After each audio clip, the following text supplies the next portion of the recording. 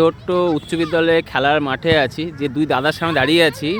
দুই দাদাই হচ্ছে এই তেহট্ট উচ্চ বিদ্যালয়ের সঙ্গে খেলার সঙ্গে ওতপ্রোতভাবে যুক্ত। পড়াশোনা তো ছিলই, খেলোয়াড় হিসেবে ভালো চেনে আর কি।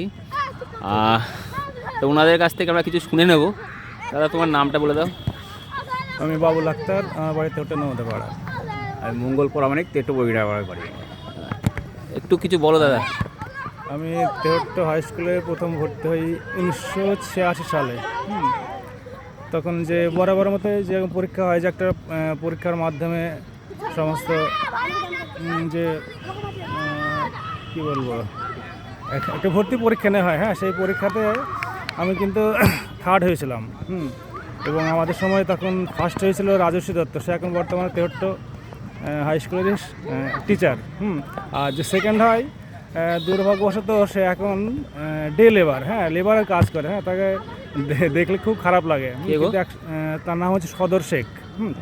তেহট্ট নওদাপাড়ায় বাড়ি। পড়াশোনা খুব ভালো ছিল সে। আমাদের নওদাপাড়াতে হাই স্কুলে আমি ফার্স্ট হতাম, ও সেকেন্ড হতো। কিন্তু তেহট্ট হাই স্কুলের পরীক্ষাতে ও সেকেন্ড হয়েছিল, রাজস্বী ফার্স্ট হয়েছিল, আমি থার্ড হয়েছিলাম। কিন্তু সে এখন মানে কী, তার অবস্থা খুব করুন। সে এখন ডে লেবারের কাজ করে। তা 1986 সাল থেকে আমি 94 সাল পর্যন্ত, 94 সালে আমি উচ্চ মাধ্যমিক দিই। তার মধ্যে আমাকে বেশিরভাগ যার জন্য চেনে তার হচ্ছে মেন হচ্ছে খেলাধুলা। খেলাধুলাটাই আমার পরিচিতি।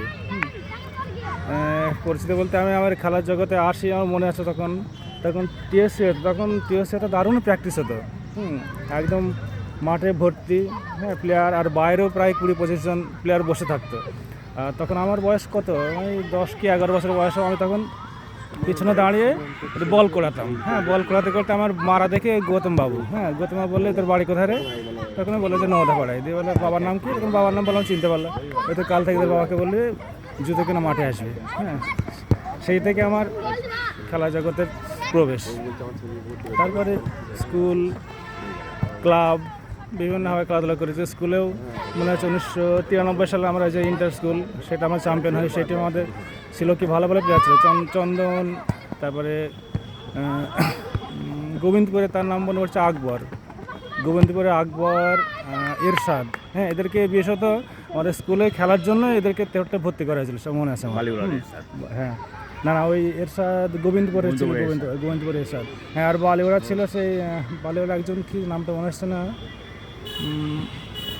সেও ছিল সেই সময়। তখন সেই টিমের মধ্যে খুব ভালো টিম ছিল। সে মনে আছে আমাদের চন্দন তখন কি আমাদের কি বলে, আমাদের স্টার প্লেয়ার চন্দন তখন মনে আছে। পলাশিপাড়া, বর্ণদা তোমাদের সিনিয়র প্লেয়ার ছিল না? তারপরে জাপুদা, ওটা আমাদের আগে সিনিয়র প্লেয়ার। ওদের পরে আমরা ওদের পরেই আমরা খেলেছি। তার মানে তারপরে ডালিমদারা ঢোকে। আমাদের পরের ব্যাচ।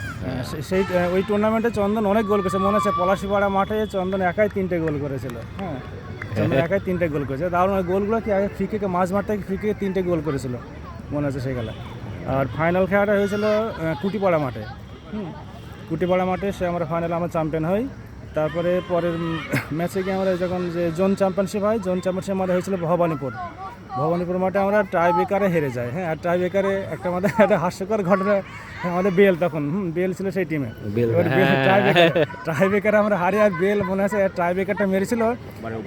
বারবার না, একদম কর্নার ফ্ল্যাগের কাছে গিয়েছিল সে মাঠে। মাঠ ভর্তি দর্শক, কি হাসি। ঠিক মতো লাগেনি, বলটা লেগে একদম কর্নার ফ্ল্যাগের কাছে চলে গিয়েছিল সেই। আর কোনো মাস্টারের সাথে কথা দাদা? মাস্টারমশাই বলতে সমীরবাবু, গৌতমবাবু, এদের ইচ্ছাতেই আমরা মাঠে আসা। গৌতমদা, বিশেষ করে গৌতমদা, তারপরে পরের থেকে আরও সবাই ছিলেন। ওদের ইচ্ছাতেই আমরা মাঠ বেশি করে যাই। এখন মাটি তোমাদের প্রাণ। মাটি আমাদের এখন। স্কুল তো ওতপ্রোতভাবে জুড়ে হতো তোমাদের সাথে।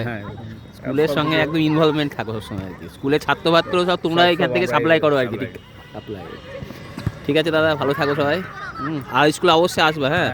আর আমাদের যে তেহট্ট স্কুলের 75 বছর যে চলছে, সেটা আমাদের স্কুলে যেন আরও শ্রীবৃদ্ধি হয়। আর স্কুলের অনুষ্ঠান যেন সাফল্যভাবে তৈরি হয়, স্কুলের সাফল্য কামনা করে। দাদা, তুমি? ওদের সাফল্য কামনা করছি, স্কুলের আরও উন্নতি হোক। আমরা চাই যাতে আরও বেশি উন্নতি হোক।